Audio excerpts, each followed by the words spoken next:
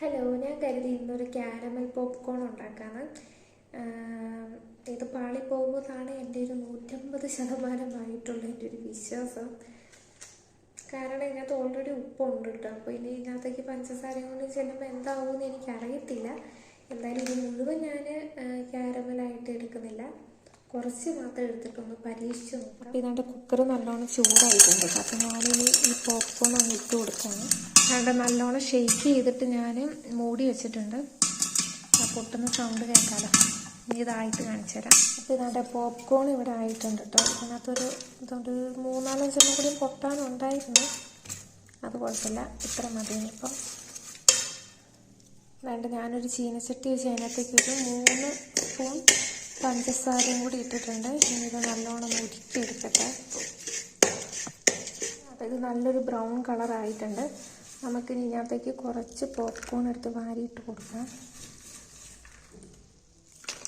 ഇത്രയും മതി കേട്ടോ. നല്ലോണം മിക്സ് ചെയ്യാം. അപ്പോൾ ഇതാണ്ട് നമ്മുടെ ക്യാരമൽ പോപ്കോൺ ഇവിടെ റെഡി ആയിട്ടുണ്ട്. എനിക്ക് ഇങ്ങനെ ഒരു സാധനമാണ് കിട്ടിയത്. ഇതിങ്ങനെ ഒന്നൊന്നായിട്ട് വരുന്നില്ല കേട്ടോ, എല്ലാം കൂടി ഒട്ടിപ്പിടിച്ച് ഇങ്ങനെ നിൽക്കുകയാണ്. ഞാൻ കാണിച്ചു തരാം, കണ്ടോ. ഇതാണ് എൻ്റെ ക്യാരമൽ പോപ്കോൺ. എന്തായാലും നമുക്കിതൊന്ന് കഴിച്ച് നോക്കാം, ടേസ്റ്റ് നോക്കട്ടെ കേട്ടോ.